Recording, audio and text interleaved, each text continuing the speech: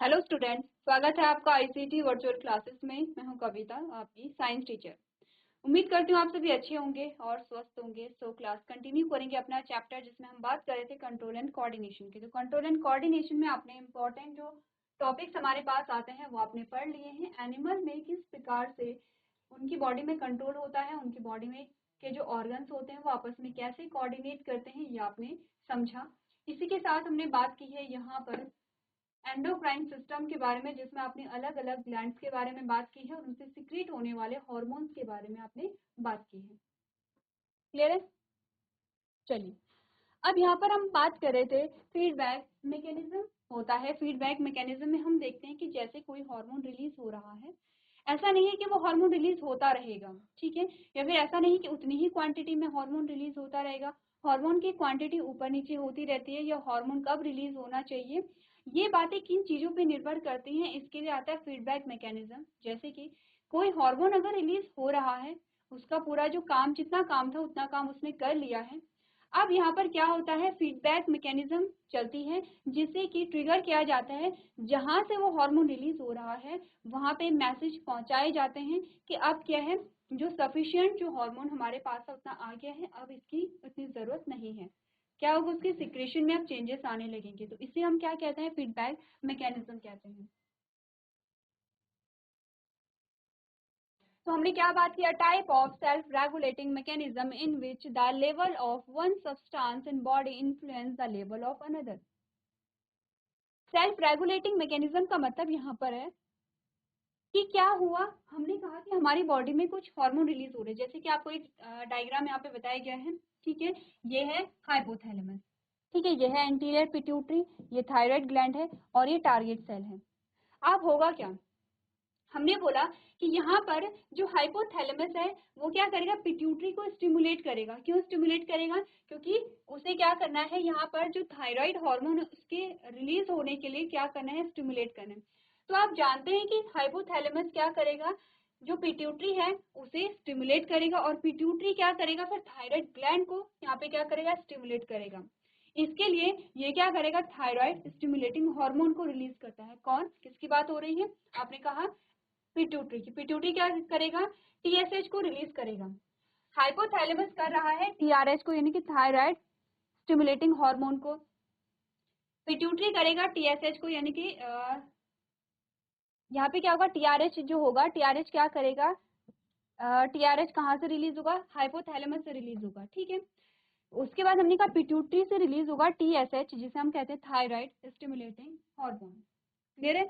ये जो thyroid stimulating hormone है, ये थायराइड को स्टिमुलेट करेगा और अल्टीमेटली आपके पास जो थायराइड हार्मोन है वो आ जाएगा। आप ध्यान दीजिए, हमने कहा जब थायराइड स्टिमुलेटिंग हार्मोन रिलीज होता है और जब इसकी सफिशिएंट अमाउंट रिलीज हो जाती है, तो जो यहाँ पे टीएसएच है वही क्या करता है, फीडबैक मैकेनिज्म में काम आता है। ये नेगेटिव फीडबैक देगा किसे, हाइपोथैलेमस को। हाइपोथैलेमस को जब नेगेटिव फीडबैक देगा, यानी कि हाइपोथैलेमस फिर से नेगेटिव फीडबैक देगा किसी, पिट्यूटरी ग्लैंड को, और पिट्यूटरी ग्लैंड अब टीएसएच के प्रोडक्शन को रोक देती है या कम कर देती है। इसके अलावा हमने कहा कि जब थायराइड हार्मोन रिलीज होता है तो थायराइड हार्मोन पिट्यूटरी ग्लैंड को भी क्या करेगा, नेगेटिव फीडबैक देगा, और हाइपोथैलेमस को भी नेगेटिव फीडबैक देगा। इन शॉर्ट, यहाँ पर हार्मोन के प्रोडक्शन को रेगुलेट करने के लिए क्या होते हैं, जो हार्मोन है वो खुद ही क्या करेंगे, नेगेटिव फीडबैक देंगे। होता क्या है कि जो पिट्यूटरी ग्लैंड है, आपने पढ़ा था, जो पिट्यूटरी ग्लैंड से ग्रोथ हार्मोन रिलीज हो रहा है, थायराइड स्टिमुलेटिंग हार्मोन रिलीज हो रहा है, फॉलिकल स्टिमुलेटिंग हार्मोन रिलीज हो रहे हैं, ठीक है, और इनको इनके प्रोडक्शन के लिए, इनके सिक्रीशन के लिए कौन स्टिमुलेट कर रहा है, हाइपोथैलेमस। तो हमने कहा या तो नेगेटिव फीडबैक दिया जाए हाइपोथैलेमस को, जो कि इन हार्मोन के प्रोडक्शन को क्या करे, रोके, या एंटीरियर पिट्यूटरी को, ठीक है। तो इसी से क्या होगा, दो चीजें हैं, या तो टीएसएच क्या देगा, डायरेक्टली हाइपोथैलेमस को नेगेटिव फीडबैक देगा, या थायराइड हार्मोन पिट्यूटरी ग्लैंड और हाइपोथैलेमस दोनों को क्या करता है, नेगेटिव फीडबैक देता है। क्लियर है कि नेगेटिव फीडबैक में हो क्या रहा है, क्योंकि हमने जब हमने पढ़ा था यहाँ पे हॉर्मोन्स एंड उनके सिक्रेशन के बारे में हमने बात की थी, तो हमने ये भी पढ़ा था कि जो हॉर्मोन्स हैं वो बहुत कम मात्रा में सिक्रीट होते हैं, अकॉर्डिंग टू नीड यहाँ पे सिक्रीट हो रहे हैं, ठीक है, और हमने ये भी कहा था कि उनकी जो क्वांटिटी है वो यहाँ पर ऐसा नहीं कि सेम रहेगी, कभी कम और कभी ज़्यादा, ये क्या करते हैं अकॉर्डिंग टू नीड सिक्रीट होते रहते हैं। तो यहाँ पर अगर हार्मोन सिक्रीट हो रहा है, हमने कहा पर्याप्त मात्रा में हार्मोन सिक्रीट हो गया है, इससे ज़्यादा हार्मोन की आवश्यकता नहीं है, तो हार्मोन की सिक्रीशन को कैसे रोका जाए, उसके लिए होता है फीडबैक मैकेनिज्म। देखिए हार्मोन खुद ही क्या करते हैं, ग्लैंड्स को मैसेज देते हैं, सिग्नल देते हैं, जिसे आप नेगेटिव फीडबैक कहते हैं। और नेगेटिव फीडबैक से क्या होगा, हार्मोन का जो प्रोडक्शन है वो रेगुलेट होता है। ठीक है, ये तो आपने बात की है एनिमल्स की। अभी तक हम समझे हैं कि एनिमल्स में कंट्रोल एंड कोऑर्डिनेशन कैसे होता है। अब बात कर लेते हैं यहाँ पर control and coordination in plants की। पौधों में कंट्रोल एंड कोऑर्डिनेशन कैसे होता होगा। आपने कहा मूवमेंट होती है, ठीक है, प्लांट्स में मूवमेंट होती है, कैसे होती है, आप देख रहे हैं कि यहाँ पर जो प्लांट्स हैं उनमें क्या उनकी जो वृद्धि हो रही है। आपने कहा कि कोई एक पौधा था, ठीक है, सिंपल एक पौधा आपके पास है। जब वो पौधा था तो वो बहुत छोटा है, ठीक है, ये बहुत छोटा है, लेकिन यही पौधा जब बड़ा होता है तो आप देख रहे हैं कि इसकी जो ब्रांचेस हैं वो क्या हो रही हैं, फैल रही हैं। एक चीज तो हमारे पास ये आती है, ठीक है। दूसरा हमने कहा कि जो प्लांट्स है वो इन्वायरमेंट में जो भी फैक्टर है, इन्वायरमेंटल जो फैक्टर्स हमारे पास आते हैं उनके लिए रिस्पॉन्स देते हैं। आपने कहा अगर बहुत अच्छी क्या है, रेनी सीजन है, रेनी सीजन में आप देखते हैं कि जो पेड़ पौधे हैं वो अच्छे से ग्रो कर रहे हैं। वैसे आप देखते हैं कि जो समर का टाइम होता है वहां पर जो पेड़ पौधे वो उतने अच्छे से ग्रो नहीं करते, छोटी छोटी जो घास है वो उतने अच्छे से ग्रो नहीं कर पा रहे हैं। आपने कहा अगर टेम्परेचर बहुत ज्यादा या बहुत कम है तो उसका प्रभाव पौधों पे देखने को मिलता है। और आप देखते हैं कि पौधे इन्वायरमेंटल फैक्टर के लिए क्या कर रहे हैं, रिस्पॉन्स दे रहे हैं। जब हमने बात की थी यहाँ पर, जब हमने चैप्टर स्टार्ट किया था तो हमने यहीं से स्टार्ट किया था कि कोई भी व्यक्ति, कोई भी जीव अपने जो इन्वायरमेंट है, इन्वायरमेंटल फैक्टर के लिए जो रिस्पॉन्स देता है, तो वो रिस्पॉन्स कैसे आया, ठीक है। तो उस इन सारी चीजों में हमने क्या पढ़ा था कि अगर रिस्पॉन्स दिया जा रहा है तो रिस्पॉन्स हमेशा आता है स्टिमुलस के लिए, उद्दीपक के लिए। इट मीन्स कि उद्दीपक है, उद्दीपक के लिए रिस्पॉन्स दिया गया, उद्दीपक से सिग्नल को लेना और उद्दीपक के प्रति हमने रिस्पॉन्स को देना। हमने कहा यही सारी चीजें कौन हमारी बॉडी में कंट्रोल कर रहा था, हमारा नर्वस सिस्टम। सेम चीजें प्लांट में भी हमने देखी कि प्लांट भी क्या करेगा, जो आपका इन्वायरमेंटल फैक्टर होते हैं, आपने कहा टेम्परेचर हो गया है, आपने कहा ह्यूमिडिटी हो गई है, ठीक है, आपने कहा यहाँ पे जो रेन है या बारिश है, उन सभी के लिए क्या है, पेड़ पौधे यहाँ पे अपना प्रभाव जो है, उन पे जो भी प्रभाव पड़ेगा उसके प्रति प्रतिक्रिया देते हैं। अब जब हमने मनुष्यों की बात की थी तो हमने वहां पे पढ़ा था नर्वस सिस्टम। अगर हम प्लांट्स के बारे में बात करें तो क्या प्लांट्स में भी नर्वस सिस्टम होता है, क्या ऐसा सिस्टम होता है जो क्या करेगा, सारी चीजों को, सारे मैसेजेस को, सारे सिग्नल्स को क्या करेगा, पास करवाएगा। अगर हम नर्वस सिस्टम की बात करें तो प्लांट्स में नर्वस सिस्टम नहीं पाए जाते हैं। तो प्लांट में ये चीजें कैसे रेगुलेट होती हैं, प्लांट कैसे रिस्पॉन्ड करता है अपने इन्वायरमेंटल फैक्टर के प्रति, ये सारी चीजें हमें यहाँ पर समझनी है। ठीक है, तो सबसे पहले आपको बताया गया है movement in plants and plant hormones. हम क्या करेंगे, प्लांट्स में मूवमेंट को पढ़ेंगे और प्लांट हार्मोन की बात करेंगे। आपने कहा coordination in plants. Unlike animals, plants do not have a nervous system. Plants use chemical means for control and coordination. Many plants hormones are responsible for various kind of movements in plants. यहाँ तक की बात हमने क्या की है आपको सिर्फ इतना बताया गया है कि प्लांट्स में एनिमल के जैसे नर्वस सिस्टम नहीं पाया जाता है, ठीक है। तो इनमें मूवमेंट कैसे होती है, मूवमेंट ही तो हो रही है। आपने कहा कि अगर कोई पौधा इतना छोटा था, इतने छोटे से अगर ये इतना बड़ा हो गया है तो आपने कहा मूवमेंट ही हुई होगी, ठीक है। आपने कहा यहाँ पे नई सेल्स जो है वो ऐड हुए हैं और तब जाके आप देख रहे हैं कि जो स्ट्रक्चर है वो बढ़ता चला जा रहा है। तो ये सब चीजें किसकी वजह से भी, आपने कहा movements in plants can be divided into two main types, tropic movement and nastic movement. अब हमने कहा अभी तक आपको क्लियर नहीं हो रहा होगा क्योंकि हम जानते हैं कि पेड़ पौधे स्थिर रहते हैं, ठीक है, वो गति नहीं करते हैं। तो मूवमेंट से हम क्या समझे, हमने कहा दो प्रकार के मूवमेंट हमारे पास आते हैं, टॉपिक मूवमेंट आता है और नेस्टिक मूवमेंट आता है। तो क्या अभी तक हमने समझा कि पौधों में जो नियंत्रण एवं समन्वय होता है, जानवरों के विपरीत पौधों में तंत्रिका तंत्र नहीं होता है। पौधे नियंत्रण और समन्वय के लिए रासायनिक साधनों का उपयोग करते हैं। कई पादप हार्मोन पौधे में विभिन्न प्रकार की गतिविधियों के लिए क्या होते हैं, जिम्मेदार होते हैं। पौधों में होने वाली गतिविधियों को दो मुख्य प्रकार से विभाजित किया जाता है, कटिबंधीय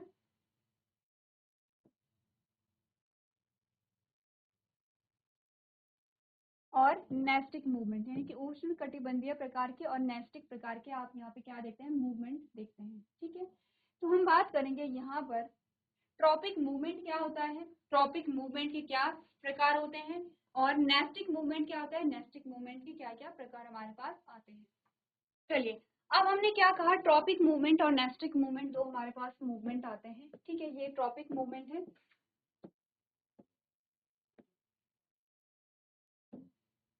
और ये हमारे पास नेस्टिक मूवमेंट आते हैं। ठीक है, सबसे पहले ट्रॉपिक मूवमेंट और उसके टाइप्स के बारे में हम बात करेंगे।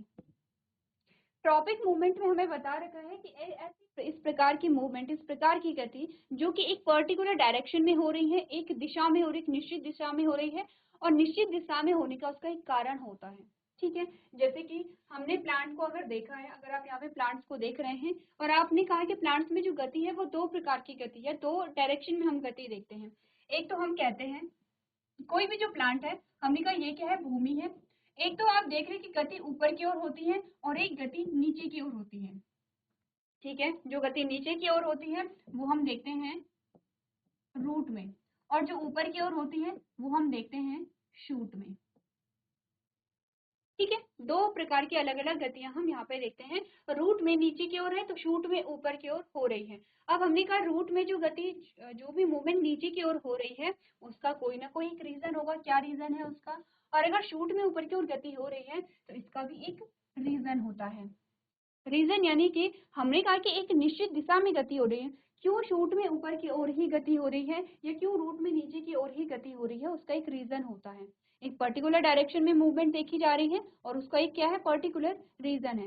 इस प्रकार की गति को हम क्या कहते हैं, ट्रॉपिक मूवमेंट कहते हैं। ट्रॉपिक मूवमेंट के हमारे पास दो प्रकार आते हैं। ठीक है, सबसे पहले ट्रॉपिक मूवमेंट की डेफिनेशन हम पढ़ लेते हैं। आपने कहा the movement which are in a particular direction in relation to the stimulus are called tropic movement. अब हमने कहा कि यहाँ पर वे गतियां जो उत्तेजना के संबंध में एक विशेष दिशा में होती हैं उष्ण कटिबंधीय गति कहलाती है। यानी कि ट्रॉपिक मूवमेंट वो है जो एक पर्टिकुलर डायरेक्शन में हो रही है, और उस डायरेक्शन में क्यों हो रही है, क्योंकि वहां पर एक रीजन है। रीजन का मतलब क्या समझे, क्योंकि हम यहाँ पर क्या देख रहे हैं, हमने कहा कि हम कंट्रोल एंड कोऑर्डिनेशन के बारे में बात करें तो हम स्टिमुलस के बारे में बात करेंगे। अगर यहाँ पे गति हो रही है तो गति का मतलब है कि कोई रिस्पॉन्स यहाँ पर आ रहा है पौधे की तरफ से। अगर पौधा रिस्पॉन्स दे रहा है, पौधा प्रतिक्रिया दे रहा है, इट मीन्स कि वो प्रतिक्रिया कैसे आई, कब आई, जब वहां पर एक स्टिमुलस था। तो हमने कहा कि यहाँ पर अगर गति नीचे की ओर हुई, इट मीन्स यहाँ पर भी कोई क्या था, स्टिमुलस था। ठीक है, कोई उद्दीपक रहा होगा। और अगर ये गति ऊपर की ओर हो रही है तो यहाँ पर भी आपको उद्दीपक मिलेगा और यहाँ पर भी आपको उद्दीपक मिलेगा। यानी कि हमने कहा ट्रॉपिक मूवमेंट वो होते हैं जो कि निश्चित दिशा में होते हैं और निश्चित दिशा में उद्दीपक के प्रति वो हमें मूवमेंट देखने को मिलते हैं। नेक्स्ट आपने बोला tropic movements happen as a result of a growth of a plant parts in a particular direction। ठीक है, हमने कहा जो उष्ण कटिबंधीय हलचल या मूवमेंट होती है वो पौधे के किसी भाग के एक विशेष दिशा में बढ़ने के परिणाम स्वरूप होती है। और क्यों एक विशेष दिशा में बढ़ा जा रहा है, एक विशिष्ट दिशा में क्यों बढ़ा जा रहा है, क्योंकि उस विशिष्ट दिशा में क्या मिल रही है, उद्दीपक देखने को मिल रहा है, या फिर आपने कहा स्टिमुलस आपको मिल रहा है। There are 4 types of tropic movement. जो ट्रॉपिक मूवमेंट होती है, उष्ण कटिबंधीय हलचल होती है, वो 4 प्रकार की होती है। सबसे पहले हमारे पास आती है जियोट्रॉपिक मूवमेंट। ठीक है, दूसरा आता है फोटोट्रॉपिक मूवमेंट, तीसरा हमारे पास आता है यहाँ पे हाइड्रोट्रॉपिक मूवमेंट, और लास्ट हमारे पास आता है थिग्मोट्रॉपिज्म मूवमेंट। ये 4 प्रकार के मूवमेंट आपको क्या क्या बताते हैं। सबसे पहले स्टार्ट करते हैं जियोट्रॉपिक मूवमेंट से या भूदैशिक गति से। जियो जब शब्द आता है तो ये संबंधित होता है भूमि से, पृथ्वी से या भूमि से। ठीक है, तो आपने कहा भूदैशिक गति। भूदैशिक गति का मतलब होता है कि भूमि की दिशा में जो गति हो रही है। अब भूमि कहाँ है आपकी, आपने कहा भूमि नीचे होती है। ठीक है, हम जब भी भूमि की बात करते हैं हमने कहा भूमि नीचे की ओर होती है। और भूदैशिक गति या फिर भूमि की दिशा में गति का मतलब है कि हम भूमि की दिशा में गति हो रही है, इट मीन्स कि वो नीचे की ओर गति हो रही है। ठीक है, एक प्रकार की गति क्या है हमारे पास, हमने कहा जियोट्रॉपिक मूवमेंट या भूदैशिक गति, भूमि की दिशा में गति, और भूमि क्योंकि आपके नीचे है तो आपने कहा नीचे की ओर जो मूवमेंट पाई जा रही है, सबसे पहला टाइप है किसका, ट्रॉपिक मूवमेंट का। अब हमने कहा कि क्यों जो रूट्स है वो नीचे की ओर ही बढ़ती है, उसका कोई रीजन होगा। ठीक है, रीजन का मतलब होगा कि कोई ना कोई उद्दीपक तो है जो नीचे की ओर यहाँ पर क्या कर रहा है, जड़ की वृद्धि के लिए जिम्मेदार है। जियोट्रॉपिक मूवमेंट को अगर आप पढ़े तो आपने कहा the growth in a plant part in response to the gravity is called geotropic movement. यानी कि भूदैशिक गति का क्या मतलब हुआ कि गुरुत्वाकर्षण की प्रतिक्रिया में पौधे के भाग में होने वाली वृद्धि को भूदैशिक गति कहा जाता है। The growth in plant parts in response to the gravity, it means किसके लिए रिस्पॉन्स आ रहा है, ग्रेविटी के लिए, गुरुत्वाकर्षण बल के लिए क्या आ रहा है, रिस्पॉन्स आ रहा है। तो हम कह सकते हैं ग्रेविटी क्या है, यहाँ पे उद्दीपक है, स्टिमुलस है, और रिस्पॉन्स क्या हुआ, आपने कहा जो वृद्धि हो रही है वही यहाँ पे रिस्पॉन्स निकलता है। Roots usually show positive geotropic movement, that is they grow in the direction of a gravity. Stems usually show a negative geotropic movement, यानी कि आपने कहा कि जड़ें आमतौर पर सकारात्मक भू उष्णकटिबंधीय गति को दर्शाती है, यानी कि वे गुरुत्वाकर्षण की दिशा में बढ़ती हैं, और तनियां आमतौर पर नकारात्मक भू उष्णकटिबंधीय गति दिखाते हैं।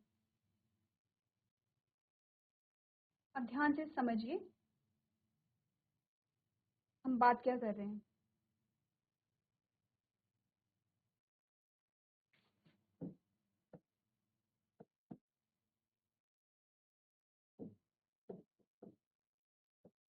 ठीक है, हम बात करेंगे जियोट्रॉपिक मूवमेंट के बारे में, क्योंकि ये क्या है, ट्रॉपिक मूवमेंट के पार्ट है, जिसमें पहला आपके पास जियोट्रॉपिक मूवमेंट आता है। ठीक है, जियोट्रॉपिक मूवमेंट का मतलब है, हमने कहा क्योंकि पृथ्वी की ओर होता है इसलिए हमने कहा ये नीचे की दिशा में होता है।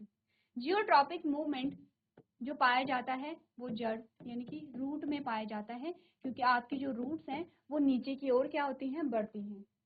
हमने कहा यहाँ पे स्टिमुलस क्या था, यहाँ पर उद्दीपक क्या था, जियोट्रॉपिक मूवमेंट के लिए उद्दीपक था यहाँ पे, हमने कहा गुरुत्वाकर्षण बल।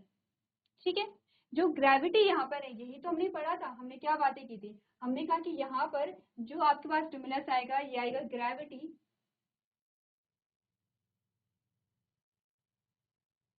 जो हमारे पास उद्दीपक आएगा वो आएगा ग्रेविटी या गुरुत्वाकर्षण। तो क्योंकि जड़ में, क्योंकि नीचे की ओर क्या थी, ग्रेविटी थी, इसीलिए आपको नीचे की ओर क्या दिखाई देती है, गति दिखाई देती है। आपने पढ़ा होगा फिजिक्स में जब आप पढ़ते हैं कि क्यों आप किसी चीज को जब आप ऊपर की ओर फेंकते हैं तो क्यों वो चीजें नीचे की ओर आती हैं, या फिर ऐसा क्यों होता है कि जब आप खड़े रहते हैं काफी देर तक तो अब आप थक चुके हैं, अब आपको बैठने का मन करता है। ठीक है, तो ये सारी चीजें क्यों होती हैं, अगर आप हवा में अपने हाथ को इस प्रकार से रखते हैं तो ऐसा क्यों होता है कि आपका जो हाथ है वो नीचे की ओर आता है, उस पर आप फील करेंगे एक फोर्स लगता है, एक बल लगता है, जिसे आप क्या कहते हैं, गुरुत्वाकर्षण बल कहते हैं। यानी ग्रेविटी एक फोर्स, एक बल है जो हर चीज को नीचे की ओर क्या करती है, खींचती है। तो हमने कहा क्योंकि नीचे क्या है, ग्रेविटी है। ठीक है, और इसी ग्रेविटी की वजह से जो यहाँ पे रूट्स होती है, जो जड़ें होती है वो नीचे की ओर बढ़ती हैं। एक तो ये स्टिमुलस हो गया, ये उद्दीपक हो गया, ग्रेविटी क्या है यहाँ पर, उद्दीपक है। और अगर मैं कहूँ प्रतिक्रिया क्या है, तो आपने कहा कि जड़ की जो वृद्धि हो रही है वही यहाँ पे क्या है, प्रतिक्रिया है। पहला उद्दीपक तो ये है, दूसरा उद्दीपक ये भी हो सकता है कि हाँ, आपने कहा ठीक है, हमने समझ लिया है कि जो नीचे की ओर जो गुरुत्वाकर्षण बल है इसकी वजह से जो जड़ें हैं वो नीचे की ओर जाती हैं। तो फिर जड़ें फैलती क्यों हैं, क्योंकि आपने बड़े बड़े ऐसे वृक्ष देखे होंगे जिनकी जड़ें ऊपर भी आती हैं, जमीन से ऊपर भी आती हैं, फिर नीचे चली जाती हैं और बहुत बड़ी एरिया में फैली हुई होती हैं। तो ऐसा क्या रीजन है कि जो जड़ें हैं वो फैल जाती हैं, फैलने का क्या रीजन है, क्योंकि ग्रेविटी जो है, जो गुरुत्वाकर्षण बल जो है वो तो नीचे की ओर लगेगा। हमने कहा इसका दूसरा रीजन है वाटर, जल। आपने कहा क्योंकि यहाँ पे क्या है, पूरा जल है। हम यहाँ पे पॉट को ना करके अगर आप भूमि को इमेजिन करेंगे तो आप अच्छे से समझ सकते हैं, ये पूरी भूमि है और यहाँ पर जल है। आपने कहा जहां जहां जल मिलेगा वहां वहां जो रूट्स हैं वो फैल जाएंगी, वो नीचे की ओर तो जाएंगी लेकिन वो फैलती क्यों है, फैलने का क्या रीजन होता है कि जहां जहां पर इन्हें पानी मिलेगा, जहां जहां पर जड़ को पानी मिलेगा उसी डायरेक्शन में, उसी दिशा में क्या करेंगी, गति करेंगी। तो मेन जो हमारे पास स्टिमुलस आएगा, हमने कहा कि मेनली जो रूट्स की जो डेवलपमेंट हो रही है, जो ग्रोथ हो रही है, वो नीचे की ओर क्यों हो रही है, क्योंकि वहां पर क्या है, गुरुत्वाकर्षण बल है। लेकिन मैंने कहा जो जड़ें हैं वो फैल क्यों रही हैं, क्योंकि उसे क्या करना है, पानी का एब्जॉर्प्शन करना है। रूट का जो मेन फंक्शन है वो क्या है, प्लांट को स्टेबल रखना और वाटर और मिनरल का एब्जॉर्प्शन करना। अब जहां जहां पे पानी होगा, जिस जिस दिशा में उसे पानी मिलेगा, उसी डायरेक्शन में क्या होगा, जो रूट्स हैं वो क्या होती हैं, ग्रोथ करती रहती हैं। तो हमारे पास जो उद्दीपक है, जो स्टिमुलस है, वो दो प्रकार के आए हैं। ठीक है, मेन हमने क्या बोला, ग्रेविटी या हमने गुरुत्वाकर्षण बल बोला। सेकेंड हमने कहा पानी। ध्यान दीजिए कि जो गति हो रही है उसकी डायरेक्शन क्या है, डायरेक्शन क्या है। एक तो हमने कहा नीचे की ओर अगर हो रही है, तो हमने कहा कि डायरेक्शन क्या है, गति क्या है, नीचे की ओर हो रही है। और यहाँ पर अगर हम कहें कि जल उद्दीपक था, वाटर क्या है, यहाँ पे स्टिमुलस है, वो चारों दिशाओं में फैल रहा है। ठीक है, तो ग्रोथ में क्या है, जो वृद्धि है, वृद्धि की जो दिशा उसमें डिफरेंस आया। अगर ग्रेविटी कह रहे हैं तो नीचे की ओर है, अगर जल कह रहे हैं तो चारों ओर है। क्लियर है इतना। जियोट्रॉपिज्म, जियोट्रॉपिक मूवमेंट हमने समझा है। ठीक है, क्लियर है। अब यहाँ पर हमने कहा इसके अलावा जो जियोट्रॉपिक मूवमेंट है वो पॉजिटिव और नेगेटिव कैसे होता है, इसके बारे में अब हम बात करते हैं कि जो जियोट्रॉपिक मूवमेंट है वो क्या होगा, सकारात्मक और नकारात्मक कैसे होता है। अगर मैंने आपसे कहा, अगर मैं आपसे कहूँ कि जो जड़ है, जड़ में क्या है, पॉजिटिव जियोट्रॉपिक मूवमेंट पाया जाता है। पॉजिटिव को हम ऐसे दिखा सकते हैं, ठीक है, प्लस का साइन है, ये पॉजिटिव है। पॉजिटिव जियोट्रॉपिक मूवमेंट जो होता है,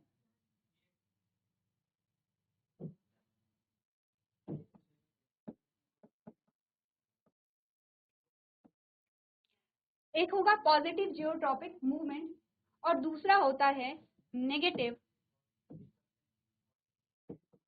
जियोट्रॉपिक मूवमेंट। तो पॉजिटिव जियोट्रॉपिक मूवमेंट का मतलब है कि जो गति ग्रेविटी या गुरुत्वाकर्षण के प्रति हो रही है, जो भी गति, जो भी मूवमेंट गुरुत्वाकर्षण के प्रति हो रही है, उसे हम क्या कहेंगे, पॉजिटिव जियोट्रॉपिक मूवमेंट कहेंगे। जो जड़ में हो रही है नीचे की ओर, यानी कि ग्रेविटी कहाँ है, नीचे है, जो गति नीचे की ओर होगी उसे हम कहेंगे पॉजिटिव जियोट्रॉपिक मूवमेंट। और जो गति यहाँ पर गुरुत्वाकर्षण बल या ग्रेविटी के जस्ट अपोजिट में हो रही है उसे हम कहेंगे नेगेटिव जियोट्रॉपिक मूवमेंट, क्योंकि ग्रेविटी तो नीचे है, नीचे की ओर गति है तो पॉजिटिव है। अगर गति नीचे की ना और हो करके ऊपर की ओर हो तो फिर हम क्या कहेंगे, तो फिर हम कहेंगे कि यहाँ पर जो जियोट्रॉपिक मूवमेंट है वो कैसा है, नेगेटिव है, क्योंकि गति कैसे हो रही है, ऊपर की ओर हो रही है। कहाँ पर मिलती है, स्टेम या तना।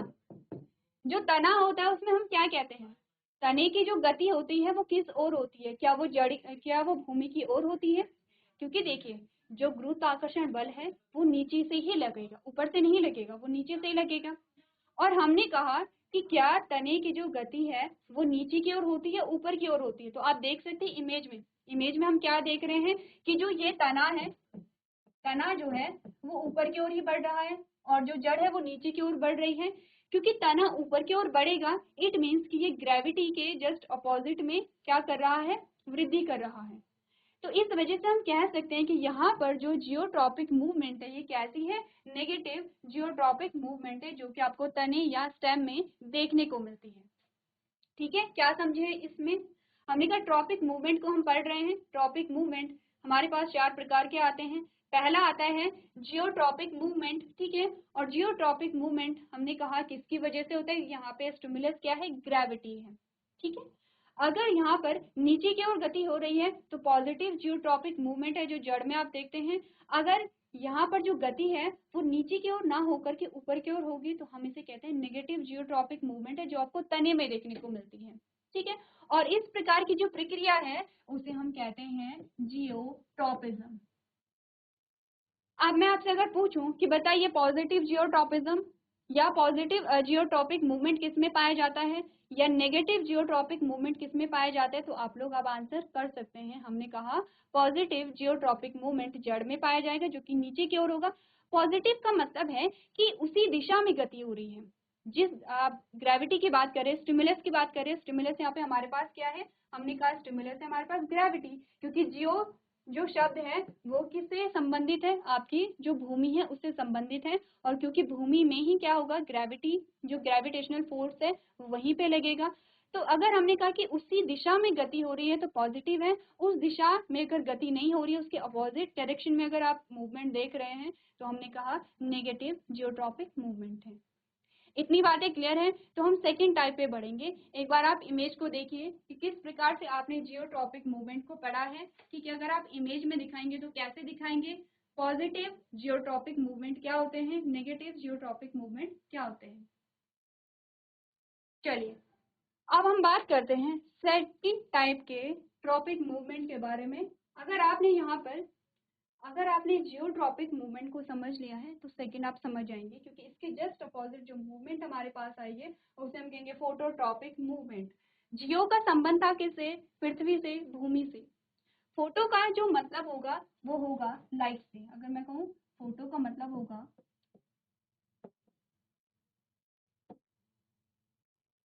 लाइट से। लाइट का मतलब है सनलाइट। लाइट का मतलब क्या होगा, सनलाइट यानी कि सूर्य का प्रकाश।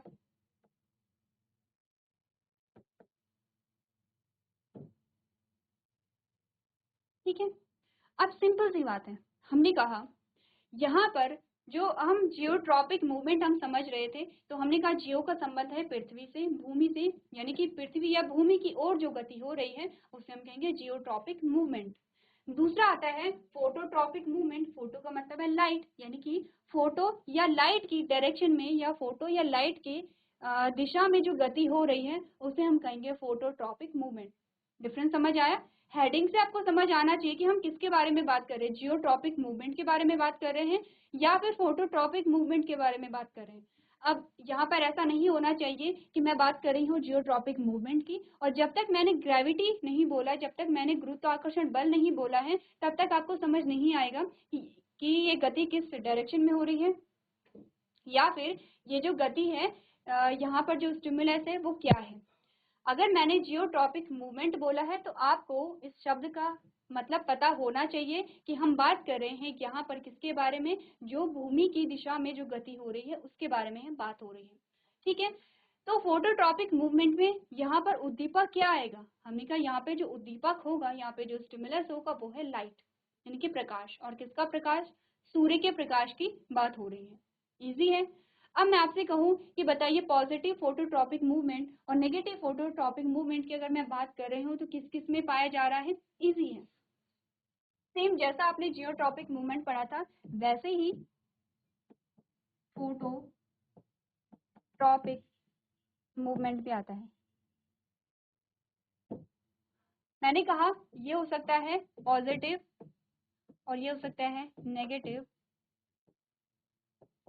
Phototropic movement.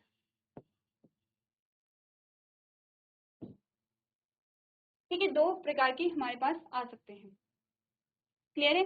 अब हमने कहा मैं अगर आपसे पूछूं कि बताइए पॉजिटिव फोटोट्रॉपिक मूवमेंट कहाँ देखने को मिलती है, नेगेटिव फोटोट्रॉपिक मूवमेंट कहाँ देखने को मिलती है। अगर इससे पहले वाला टॉपिक आपने अच्छे से समझा तो जल्दी से आपको बताना है कि कहाँ मिलती है। आपके पास ऑप्शन में दो है, रूट और स्टेम। बताइए पॉजिटिव फोटोट्रॉपिक मूवमेंट आपको रूट में मिलेगी या स्टेम में मिलेगी। चलिए, तो हमने क्या बोला यहाँ पर, स्टिमुलस क्या होगा, लाइट होगा, और लाइट यानी कि स्टिमुलस की डायरेक्शन में अगर गति होगी तो वो पॉजिटिव है, उसके अपोजिट अगर गति होगी तो वो नेगेटिव है। अगर मैं कहूँ स्टेम और रूट आपके पास क्या थे, एग्जाम्पल थे या ऑप्शन थे। मैंने अगर कहा कि जो स्टेम की मूवमेंट हो रही है वो कहाँ की ओर हो रही थी, अगर आप इस इमेज को देखते हैं, अब आप बताइए कि यहाँ पर पहले गमला सीधा खड़ा था, ठीक है, और ये सन है, यहाँ पर ये क्या है, सन है, सन से निकलने वाली रेज है। सेम यहाँ पर आपने कहा सन ऊपर ही होगा, ऐसा नहीं है कि दो सूरज होंगे, लेकिन आप अलग अलग डायग्राम में हम देख रहे हैं। मैंने कहा जब गमला खड़ा था तो ये सीधे क्या कर रहा था, जिस दिशा में सूर्य का प्रकाश है उसी दिशा में इसकी गति हो रही थी। अब हमने क्या किया, दूसरी इमेज में हमने गमले को टेढ़ा कर दिया है। हो सकता है कि जो यहाँ पे तना है, तने की जो गति है वो सीधे होती होगी, चाहे आप किसी भी दिशा में रख रहे हैं। तो हमने क्या किया, गमले को इस प्रकार से रख दिया, ठीक है, तिरछा कर दिया। अब हमारे अकॉर्डिंग तो जो गति होनी चाहिए थी वो सीधे ऐसे होनी चाहिए थी। लेकिन गति कैसे हमें देखने को मिली? आपने देखा कि जो तना है वो ऊपर की ओर फिर से उठ जाता है और ये सूर्य की दिशा में क्या कर रहा है? गति कर रहा है। इन इमेजेस से आप क्या समझे? हम ये समझे कि यहाँ पर जो हमारे पास उद्दीपक आया वो सूर्य का प्रकाश आया, और जो अब तना है, तने की गति उसी दिशा में हो रही है जिस दिशा में सूर्य होगा, सूर्य की किरणें जहाँ से आ रही होंगी।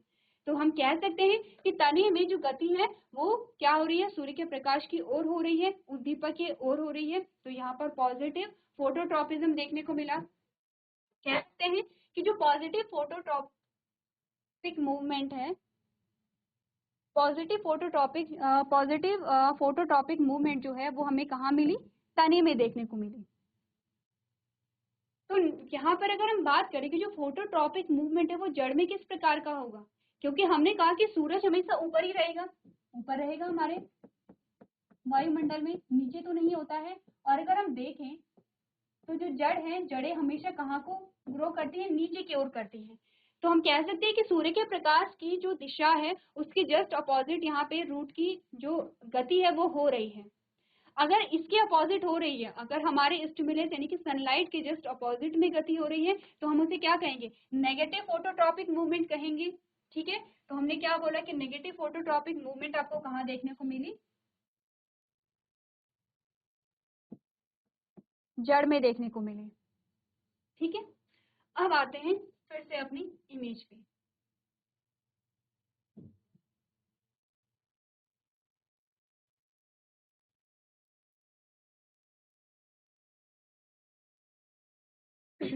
देखिए, आपने यहाँ पे ट्रॉपिक मूवमेंट दो प्रकार के पढ़े हैं। ठीक है, जियोट्रॉपिक मूवमेंट और फोटोट्रॉपिक मूवमेंट। जियोट्रॉपिक मूवमेंट भी दो प्रकार का होगा, पॉजिटिव और नेगेटिव टाइप का। और हमने कहा फोटोट्रॉपिक मूवमेंट भी क्या होगा? दो प्रकार का होगा, पॉजिटिव और नेगेटिव। सबसे पहले अगर जियोट्रॉपिक मूवमेंट की बात करें तो मैंने कहा अगर नीचे की ओर होगा तो पॉजिटिव जियोट्रॉपिक मूवमेंट है, अगर ऊपर की ओर होगा तो मैंने कहा नेगेटिव जियोट्रॉपिक मूवमेंट है। ठीक है, अगर फोटोट्रॉपिक मूवमेंट की बात करें तो मैंने कहा ऊपर को की ओर होगा तो क्या होगा? पॉजिटिव फोटोट्रॉपिक मूवमेंट है, और अगर नीचे की ओर होगा तो मैंने कहा नेगेटिव फोटोट्रॉपिक मूवमेंट है। अगर आप इन चारों चीजों को देख रहे हैं तो आप कह सकते हैं कि यहाँ पर एक दूसरे के जस्ट अपोजिट है।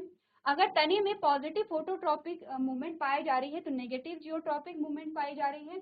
अगर जड़ में नेगेटिव फोटोट्रॉपिक मूवमेंट पाई जा रही है तो पॉजिटिव जियोट्रॉपिक मूवमेंट पाई जा रही है। एक दूसरे के जस्ट अपोजिट है क्योंकि इनकी डायरेक्शन ही एक दूसरे के अपोजिट है। ठीक है, तो एक दूसरे के क्या है? जस्ट अपोजिट है। ट्रॉपिक मूवमेंट आपने दो पढ़े हैं और दोनों जस्ट एक दूसरे के क्या है? अपोजिट हैं। दोनों में अलग अलग स्टिमुलस हैं, दोनों की डायरेक्शन अलग अलग है और दोनों अलग अलग ऑर्गन्स में होती हैं प्लांट के। ठीक है, इसके अलावा हमारे पास दो और यहाँ पर क्या रह जाते हैं? ट्रॉपिक मूवमेंट रह जाते हैं। ध्यान रखिए, हम पढ़ रहे हैं कि पौधे में मूवमेंट कैसे हो रही है उसके बारे में हम बात करें। स्टिमुलस यहाँ भी आया था। स्टिमुलस आपने कब पढ़ा था? जब आप एनिमल्स के बारे में बात कर रहे थे, तो वहां पर भी हमने स्टिमुलस पढ़ा था। ठीक है, तो जो दो हमारे पास और ट्रॉपिक मूवमेंट रह जाते हैं उसके बारे में बात करेंगे। नेस्टिक मूवमेंट क्या होते हैं और प्लांट हार्मोन क्या होते हैं, इन सारी चीजों के बारे में नेक्स्ट लेक्चर में कंटिन्यू करेंगे। तो आज के सेशन में हम इतना ही करेंगे। अभी तक क्लास में बने रहने के लिए आपका धन्यवाद।